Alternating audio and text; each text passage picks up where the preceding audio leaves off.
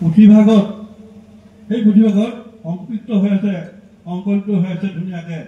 মই ডেকাসকলক আহ্বান জনাব খুজিছোঁ, যিসকলে অধ্যয়ন কৰিব খোজে সেইসকলে অধ্যয়ন কৰি চাব পাৰে কিতাপখন। তেওঁ সকলো দিশ সামৰি, মহাপুৰুষজনৰ সকলো দিশ সামৰি সেই পুথিভাগত আলোচনা কৰা হৈছে। তাৰপিছত আৰু আমি এষাৰ কথা আপোনালোকক ক'ব খুজিছোঁ যে সন্ত বিনোৱাভাৱে 1961 চনত অসমৰ পদব্ৰজে তেওঁ আহিছিল। 1961 চনত তেওঁ অসমৰ সীমাত সোমাইছিল। পদব্ৰজে আহি আহি আহি আহি তেওঁ বোধ কৰোঁ 61 চনৰ শেষৰ ফালে তাতকৈ অলপ দিন হ'ব নেকি, 62 কোনোবা এটা তাৰিখ হ'ব পাৰে হয়তো। গতিকে এই ফেঞ্চৰ তেখেত অকণমান সময় ৰৈছিল। আমি তেতিয়া তালৈ আমি সেই সময়ত কলেজত থকা আমি ব্যক্তি, তেতিয়া সেইখিনি সময়ত মানে আমি তেওঁক লগ কৰিবলৈ গৈছোঁ। থুলন্তৰ এজন পুৰুষ, তেতিয়া থুলন্তৰ পুৰুষ, সন্ত বিনোৱা হয়। গতিকে তেওঁ মহাপুৰুষ মাধৱদেৱক সেই সন্তই আচলতে আটাইতকৈ সুন্দৰকৈ তেওঁ দৰ্শন কৰিছে। অসমত সোমাওঁতে তেওঁ অসমীয়া ভাষা শিকিছে। অসমত সোমোৱা নাই, 1.5 বছৰ আগমনৰ পৰা অসমলৈ যিহেতু আহিব, অসমৰ সন্তসকলৰ নাম তেওঁ শুনিছে। শ্ৰীমন্ত শংকৰদেৱৰ কথা শুনিছে, শ্ৰী মাধৱ পুৰুষৰ কথা শুনিছে, ঠিক তেনেকৈ সন্তসকলৰ কথা শুনিছে। তেওঁলোকৰ কিতাপবোৰৰ কথা জানে, নামঘোষা কেৱল মুখ্য কৰি ৰত্নাৱলী পুথিৰ কথা জানে, মহাপুৰুষ মাধৱদেৱৰ এই গ্ৰন্থসমূহৰ কথা তেওঁ জানে, আৰু শংকৰদেৱৰ সাহিত্যৰাজিৰ কথাও তেওঁ জানে। গতিকে সাহিত্য মাজত থকা ঈশ্বৰ পুৰুষৰ যিটো সত্তা, মানৱীয় প্ৰমূল্যৰ সৈতে সেইখিনি উদ্ধাৰ কৰিবৰ কাৰণে তেওঁ আগতীয়াকৈ অসমীয়া ভাষা শিকিছে। আহোঁতে তেওঁ কীৰ্তনখন 3বাৰ পঢ়িছোঁ বুলি কৈছে। মাধৱদেৱৰ ঘোষাখন কিমানবাৰ পঢ়িলে হিচাপ দিয়া নাই, কিন্তু মাধৱদেৱৰ ঘোষাখনৰ তেওঁ বহুখিনি হাৰ নিৰ্ণয় কৰি থৈ গ'ল। ঘোষাহাৰ বুলি এখন পুথি লিখিছে, নামঘোষা নৱনীত বুলি এখন পুথি লিখিছে। এইবোৰ ভিন্ন আলোচনাত প্ৰকাশ কৰিছে, পুস্তক আকাৰে সৰ্বোদয় সংঘই প্ৰকাশ কৰি থৈছে, পুস্তক আকাৰে প্ৰকাশ কৰিছে কিতাপবোৰ। গতিকে আমি সেইবোৰ অকণমান পঢ়িব লাগে, আমাৰ ডেকাসকলে জানিব লাগে, বুজিব লাগে, ভাল হয়। তেতিয়া ক'ত পামনো আমি কথাবোৰ, নহ'লে ক'ত পাম? এইবোৰ কথা বুজিলে ভাল। ডেকাসকলে পুথিবোৰ গোটাই ল'ব, আমাৰ অধ্যয়ন পুস্তক লোকসকলে অকল পঢ়িবৰ কাৰণে যত্ন কৰিব। আমি আচলতে এই কথাবোৰ প্ৰয়োজনটো আমাৰ এইভাৱে আছে যে আমি যিটো অনুষ্ঠানত আছোঁ, শ্ৰীমন্ত শংকৰদেৱ সংঘ, এই শ্ৰীমন্ত শংকৰদেৱক আৰু মহাপুৰুষ শ্ৰী মাধৱদেৱক আমি যিমানদৰে জানিব লাগে সিমানটো আমি হয়তো জনা নাই। মহাপুৰুষ শব্দটো ইতিমধ্যে আমাৰ সভাপতিদেৱে ব্যাখ্যা কৰিছে। মহাপুৰুষৰ ওপৰত ব্যাখ্যা দিছে, দীঘলীয়া ব্যাখ্যা দিছে, আৰু দীঘলীয়া ব্যাখ্যা তেখেতে দিব পাৰিব। যে আমি বুজিম কিমান, আমি তাৰ ভিতৰত সোমাব লাগিব, যত্ন কৰিব লাগিব। অধ্যয়নটো আচলতে আটাইতকৈ গুৰুত্বপূৰ্ণ বস্তু। অধ্যয়ন পুস্তক যেতিয়ালৈকে নহয় তেতিয়া নোৱাৰিম। কিন্তু 3টা ভাগত ভাগ কৰিছে, বিনোৱাভাৱে 3টা ভাগত ভাগ কৰিছে। প্ৰথমটো কৈছে প্ৰাৰ্থনা, 2 নম্বৰটো উপদেশ, ভাগ হিচাপে লাগিব তাত, আৰু শেষৰটো দিছে মহিমা। এই তিনিটা মানে ডাঙৰ বিভাজন তেওঁ কৰিছে ঘোষাখনত। তাৰ মাজত সৰু সৰু বিভাগ বহুত আছে। গতিকে সেই কথাবোৰ আমি উপলব্ধি কৰিব লাগিব। যিসকলে তাৰ মাজেদি যাব, অৰ্থাৎ অধ্যয়ন পুস্তক যিসকল হ'ব, পঢ়াৰ মনটো লাগিব। কাৰণ আমাৰ জীৱনটো বৰ ছুটি, আচলতে বৰ ছুটি, খুব ছুটি, মানে এটাইকে মানে অস্থায়ী জীৱনটো কৈছে, অস্থায়ী একেবাৰে। 274 জনৰ কথা আমি শুনিলোঁ নহয়, উঠিছিলেহে পাইলটে মানে কিবা এটা কল তললৈ পঠিয়াইছিলে, সেইটো পঠিয়াব নোৱাৰিলে। সেই কলটোও মানে বিকল হৈ গ'ল, ফল নাপালেহি আহে, উঠিছিলে আকৌ পৰিলে। গোটেই নিমিষতে ছাই হৈ গ'ল চব। জীৱন সেইটোৱে আমাৰ। গতিকে এই আছোঁ এই নাই। কচু পাতৰ পানী বুলি কোৱা হৈছে, পদুম পাতৰ জল বুলি কোৱা হৈছে, পদ্মপত্ৰৰ জল বুলি কোৱা হৈছে। কৈছে এইবোৰ জীৱনটো আটাইতকৈ মানে ক্ষণস্থায়ী জীৱন আমাৰ, আটাইতকৈ ক্ষণস্থায়ী জীৱন। এই ক্ষণস্থায়ীতাৰ মাজত থাকি আমি অকণমান কিবা কৰিব পাৰোঁ নেকি? অকণমান জনাৰ যিটো প্ৰয়াস, সেই প্ৰয়াসটো আমাৰ মন মগজুত আচলতে সিঁচি দিয়াৰ ব্যৱস্থাটো আমি কৰিব লাগিব। কেলৈ মই জনা কথাখিনি ক'ৰবাত মই এষাৰ কৰিলে সেইসকলে জানিব। আপুনি জনা কথাখিনি কাৰোবাৰ মাজত অইন ক'লৈকো যাব নালাগে। ঘৰৰ মাজত যেতিয়া আলোচনা কৰে তেতিয়া ঘৰৰ লোকসকলে জানিব, নহা দেউতাজনে জানিব, নহা আইতাগৰাকীয়ে জানিব, বোৱাৰীকেইজনে শুনিব, অকণমান শুনাৰ ব্যৱস্থা কৰি দিলে শুনিব, গোসাঁইঘৰ সমাজত হয়তো কৰিব পৰা যাব। ল'ৰাকেইটাই ছোৱালীকেইজনীয়ে সৰু ল'ৰা ছোৱালীকেইজনী অকণমান কৰি দিলে বুজি পাব সেই আমাৰ মহাপুৰুষৰ কোন, মহাপুৰুষ শব্দনো কি বুজায়, আমাৰ গুৰুনো কোন, আমি গুৰু গৰিমাৰ সৈতে কাক আচলতে সেৱা কৰিব লাগে, শুদ্ধাচাৰ নীতি সদাচাৰ এইবোৰ ক'ত আছে, এইবোৰ কোনে আমাক দিলে, অসম ভূমিত কেনেকৈ এইবোৰ মানুহে সিঁচৰিত হ'ল। যিটো শুদ্ধ ধৰ্ম, এশৰ হৰিনাম ধৰ্ম ৪ৰ্থ শতিকাৰ মানৰ পৰা দক্ষিণ ভাৰতৰ তামিলনাডুত প্ৰচাৰ হৈছিল, তেওঁলোকে এখন ৰাখিব নোৱাৰিলে। এই যে গীতবোৰ ৰচনা কৰিছিলে তাত সেইসকল আচাৰ্যই ৰাখিব নোৱাৰিলে, আচাৰ্যসকলে ৰাখিব নোৱাৰিলে। ওপৰলৈ আহি ক্ৰমান্বয়ে সন্ত মহন্তসকলে ৰাখিব খুজিলে, তেওঁলোকেও নোৱাৰিলে। কেৱল মাত্ৰ পঞ্জাৱত থাকিলে, নানক দেৱে অলপমান ৰাখিলে, তেওঁলোকৰ ধৰ্মতে এখন হৈ আছে। আনকি তেওঁলোকৰ মই অসমৰ সেই জনজাগৰণৰ সময়ত এটা নিশা ডিমৌৰ পুলিচ থানাৰ বাহিৰৰ বেঞ্চখনত বহি আছিলোঁ। মোক বহুৱাই থৈছিলে আৰু কাৰণ কোনো একো কাৰণ নাই, কাৰণ মই তাৰ সহযোগ কৰিছোঁ, সেই গণজাগৰণ মই সহযোগ কৰিছোঁ, মোক বহুৱাই থৈছিলোঁ। ৰাতিপুৱা দেখিছোঁ পঞ্জাৱী ৰেজিমেণ্টটো গোটেইটো বহিছে বাৰান্দাত, তেওঁলোকে গুৰুক হেৰিখন পঢ়িছে, সেইখন পঢ়ি আছে, ধুনীয়াকৈ পঢ়ি আছে। চাওকচোন, দেশৰ ৰক্ষক সেনা তেওঁলোকে তাত পঢ়িছে, ইমান তেওঁলোকে আত্মসমৰ্পণ কৰিছে, আত্মসমৰ্পণ ইমানে কৰিছে, সেইসকলেও কৰিছে অৰ্থাৎ। গতিকে এই যে সমৰ্পণ গুৰুৰ ওচৰত আমাৰ আত্মসমৰ্পণ যিটো, সেইটো যেতিয়ালৈকে মই কৰিব নোৱাৰোঁ, মই নিজকে মোৰ সংগীসকলক, মোৰ গৃহস্থৰ এটাইকেইটা প্ৰাণীক যেতিয়ালৈকে মই আচল তত্ত্বটো নকওঁ, তেওঁলোকে অনুভৱ নকৰে, তেতিয়ালৈকে আচলতে মোৰ কোৱাটো কৰাটো শুদ্ধ নাই। কথাটো ব্যক্ত কৰাটো, সঁচাটো সঁচা ঠাইত অৰ্পণ কৰাটো, মিছাটো পৰিহাৰ কৰাটো, ভালটো সদায় মানে ভাল ঠাইত ৰোপণ কৰা, এই মানসিকতাটো আমাৰ প্ৰতিজনৰ হ'ব লাগিব। গতিকে আমি জানিব লাগিব। সেইকাৰণে মই আপোনালোকৰ ওচৰত কৈছোঁ, তাকৰীয়া মানুহ আছে, আমি তাকৰীয়াখিনি যদি কিবা কৰিব পাৰোঁ, তাকৰীয়া আছে, ভয় কৰিবলৈ কথা নাই। গাঁওখন আঞ্চলিক আমি বহুত মানুহ আহিব পৰা নাই, গৰমো বেছি, আহিব নোৱাৰাটো বেয়া কথা, ভাল কথা, আমি সেইবোৰ আলোচনা কৰা নাই। কিন্তু আচলতে আমি যিমানেই আছোঁ সিমানেই এই যে ভাল কথাবোৰ, আমাৰ সমাজ জীৱনৰ প্ৰতি ভাল কথাবোৰ, আমাৰ মানৱতাৰ প্ৰতি ভাল কামবোৰ, আমাৰ দেশখনৰ কাৰণে, সমাজখনৰ কাৰণে যিবোৰ ইতিবাচক ভাল কথা আছে, সেইবোৰ কথাবোৰ নিজে গাত ৰাখিলে নহয়, সকলোকে ক'ব পাৰিলে ভাল।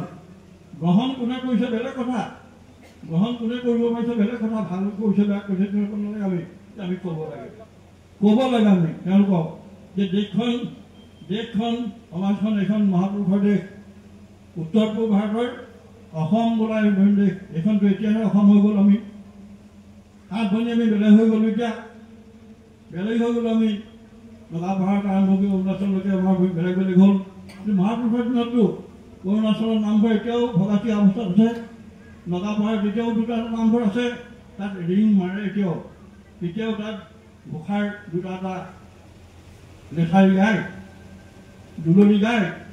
অৰুণাচলত এতিয়াও ভালেকেইটা নামঘৰ আছে, সংযোগ আমাৰ স্থাপন কৰা হৈছে বহুতৰ লগত।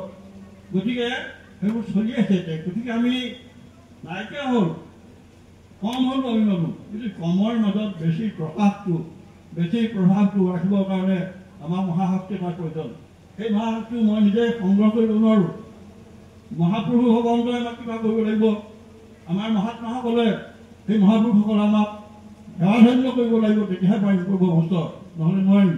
গতিকে এই যে গুৰু গৰিমাৰ বিশিষ্ট যিবোৰ ৰূপ, সেই ৰূপটো আমি হৃদয়তন্ত্ৰত বিচাৰি চাবলৈ শিকিব লাগিব।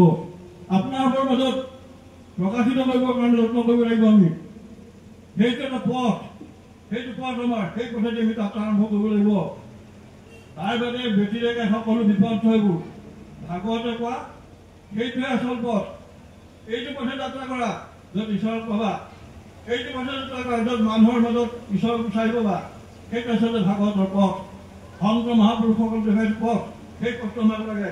আজি মাধৱদেৱৰ জন্ম জয়ন্তীৰ এই পবিত্ৰখনত আমি কি আলোচনা কৰিম? কি আলোচনা? আমি মানুহৰ কথা ভাবিব লাগিব। মানুহৰ কথা আজি চাৰিফাল মহামাৰী কথা পাতি চলিছে। মণিপুৰত চাবই নোৱাৰি জুই লৈছে, পুনৰবাৰ কেইবা মাহৰ পাছত আকৌ জুই জ্বলিছে। এতিয়া পৰহিনা টিভিত দেখুৱালে আকৌ জুই জ্বলিছে, জ্বলি আছে, জুইবোৰ জ্বলি আছে আমাৰ চাৰিওফালে। এইটো সময়ত যিটো সময়ত মানে আমাৰ অসমৰ ভিন্ন স্থানত সাম্প্ৰদায়িক মানে সংঘৰ্ষৰ সৃষ্টি হৈছে। এতিয়া গো মাংস জ্বলি আছে বুলি কৈছে, এতিয়া টিভিত দেখুৱাই আছে, চেনেলবোৰে দেখুৱাই আছে।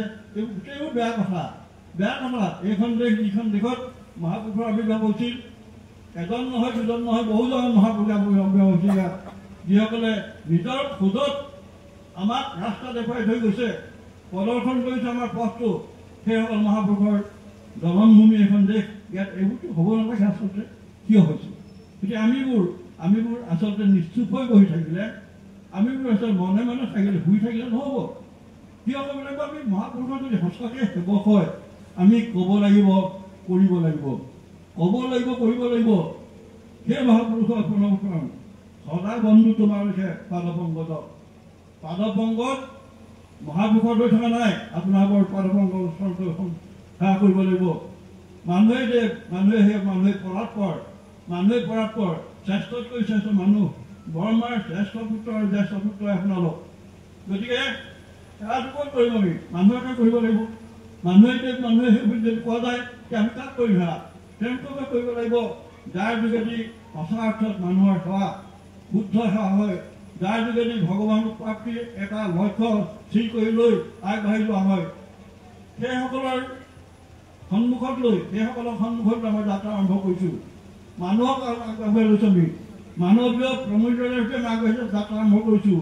মানৱীয় সমস্ত প্ৰেৰণাৰ সৈতে আমি যাত্ৰা আৰম্ভ কৰিছোঁ। প্ৰেৰণাযুক্ত হ'ব লাগিব যাত্ৰাটো। এই যাত্ৰা সুন্দৰ হ'ব লাগিব। ইয়াৰ পৰিসীমা যিটো আছে, পৰিসীমা নাই। এই যাত্ৰাৰ শেষ নাই। আমি আহিছোঁ, আমি গৈছোঁ, আমাৰ জীৱনৰ শেষ আছে, কিন্তু এই যাত্ৰাটো শেষ নাই।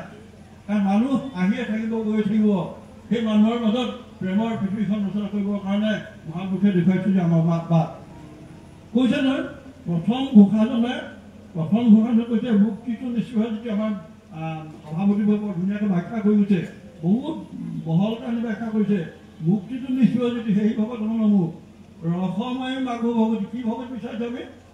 ৰসতীৰ্ণ ভগৱতী। এইটো ৰসময়ী, ৰসতীৰ্ণ, ৰসেৰে পূৰ্ণ হৈ থকা, ৰসেৰে ভৰা। কি ৰস এইটো? এইটো বিমলাজীৰ মতে সেৱা ৰসো আছে, নৱৰসো আছে, জ্বলা তিতা মিঠা এইবোৰ ৰসবোৰো আছে, চব আছে, চব ৰস আছে। তাৰ ওপৰত অকল সেৱা ৰসটো কি হৈছে তেতিয়াহ'লে? কি ৰস এইটো? কি ৰস? এই মানুহে কৰা মানুহক সেৱা, জীৱ জগতত কৰা সেৱা, জীৱ জগতৰ যিটো সেৱা, এই সেৱাটো আচলতে মানৱীয় প্ৰমূল্য আছে। তাত সেৱা ধন্য হ'ব লাগিব আমি। সেই সেৱা ৰসটো মহাপুৰুষে সেই ৰসটো দি থৈ গৈছে। মাধৱ পুৰুষে আমাক সেই সেৱা ৰসটো দি থৈ গৈছে। আমি তাত আনন্দ পাব লাগিব সেৱা কৰি।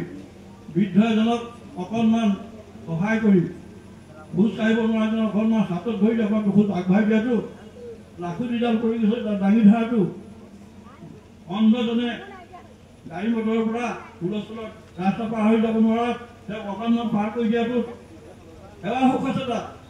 এইবোৰ আমাক নিজৰ নহয়, মহাপুৰুষীয়া এইখন সাম্ৰাজ্যখনত মহাপুৰুষে দেখুৱাই দিয়া প্ৰকৃষ্ট পথত আছে। এইবোৰ আৰোপ কৰোঁ তেতিয়া আমাক লাগিব দেখুৱাব লাগিব কোনোবা আৰ্ট আমাৰ আৰ্টৰ বিভাগ আছে এতিয়া আমাৰ ৰাইজৰ আমি কোনোবা এগৰাকী অনুমোদন নেকি আৰ্টৰ সভাপতি নেকি সভাপতি শুনিলোঁ তেতিয়া কোৱা এতিয়া আৰ্টৰ আমি কৰিব লাগিব আৰ্টত কেৱল নামত থাকিলে নহ'ব শ্ৰীমন্ত শংকৰদেৱ সংঘ শিৱসাগৰ জিলা শাখাৰ আৰ্টৰ এখন সমিতি আমি গঠন কৰিলোঁ আৰ্টৰ আচলতে আমাৰ বহুত মানুহ আমাৰ মাজত আছে যিসকলৰ ল'ৰাটোৱে হয়তো সন্ধিয়া এমুঠি খাবলৈ পোৱা নাই আছে আমাৰ সংঘ নহয় বাকীসকলৰ মাজত আমি চাব লাগিব বানপানী হৈছে বানপানী মানে তেওঁলোকৰ মানে লৈ থৈছে অৱস্থা হৈছে নাজল নাচলৰ অৱস্থা হৈছে তেওঁলোকক কেনেকৈ আমি অকণমান সহায় জনাব পাৰোঁ সহায় কৰি সেইসকল আৰ্টসকলক উদ্ধাৰ ব্যৱস্থা আমি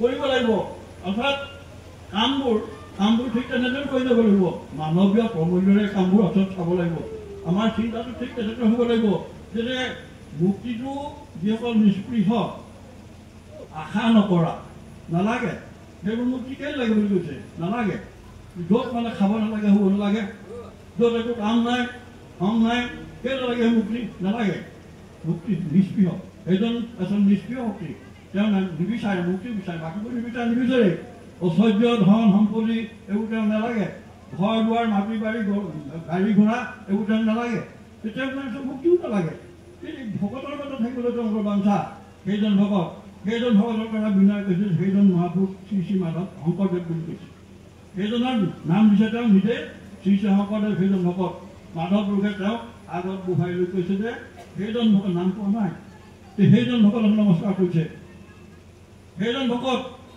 মহাপুৰুষ শ্ৰী শ্ৰী শংকৰদেৱক তেওঁ মানে আগত বহাই লৈ সেইজন ভকত বুলি কৈছে সেইজন ভকত যিজনে মুক্তিৰ পিছত নাই নামাগো সুখ হ'ব নালাগে মুকুতি তোমাৰ চৰণ মাত্ৰ চাকুক ভকতি সজ্জনৰ সংগ নুগুচুক হত বক্ষণে এতেকৈ প্ৰসাদ নাব তোমাৰ ওচৰলে এই প্ৰসাদটো কি বিচাৰিছে কৃপাটো কি বিচাৰিছে আমি কৃপা বিচাৰোঁ কৃপা কৰা যিটো কৃপা 5 বছৰে প্ৰহ্লাদে বিচাৰিছিল যে জানো প্ৰভু পৰীক্ষা আমাক সিহেতু বুলি নাহে নবা সেইকাৰণে মোক ক'লা এইবোৰ কথা ৰাজ্য লোৱা তোমাৰ ৰজা ৰাজ্যখন চলোৱা এইবোৰ নালাগে নহয় প্ৰভু মোক কেলে লাগে কথাটো কৈছে নালাগে মোক পৰীক্ষা কৰিছা প্ৰভু তুমি মোক পৰীক্ষা কৰিছা নালাগে মই সেইটো পৰীক্ষাৰ পাছতে বহিব নোখোজোঁ মোৰ সেই পৰীক্ষাত মই উত্তীৰ্ণ হৈ আছোঁ প্ৰভু মোক নালাগে সেইবোৰ কথা নেদেখুৱাবা সেই লোভৰ পৰা মোক আঁতৰাই ৰখা প্ৰভু নালাগে মোক সাংসাৰিক যিমানবোৰ আছে আচলতে বিভূতি সেইবোৰ নালাগে কি লাগে ভকতে কি বিচাৰে ভকতে ভকতৰ সমাজত থাকিব বিচাৰে ভকতে ঈশ্বৰে কৈছে ভকতহে মোৰ হেৰি জানিব নিশ্চয় ভকত জনৰ আমি সেই হৃদয় মই বিনা ভকতে নিশ্চিন্তে কিছু আন ভকতৰ পৰা মই জান হোৱা যে ভকতহে লাগে কেৱল মাত্ৰ ভকত লাগে ভকতে কেৱল মাত্ৰ ভকত বিচাৰে যে এইটো তত্ত্ব গুৰুজনে আৰম্ভ কৰিছে প্ৰথমতে মাধৱ পুৰুষে আৰম্ভ কৰিছে প্ৰথমতে এই ডাঙৰ কথা ইমানবোৰ প্ৰাৰ্থনা আছে আমাৰ ইমানবোৰ প্ৰাৰ্থনা গোটেই ভগৱানত ভৰি আছে প্ৰাৰ্থনা কিমানবোৰ প্ৰাৰ্থনা আছে যে গতিকে প্ৰাৰ্থনাৰে ভৰা এইখন পৃথিৱী আৰু সেই প্ৰাৰ্থনাবোৰ আমাৰ কাৰণে দিছে প্ৰাৰ্থনাবোৰ প্ৰভু তুমিহে কেৱল কৃপাময় তোমাৰ কৃপাৰ জগতখন চলিছে মই সামান্য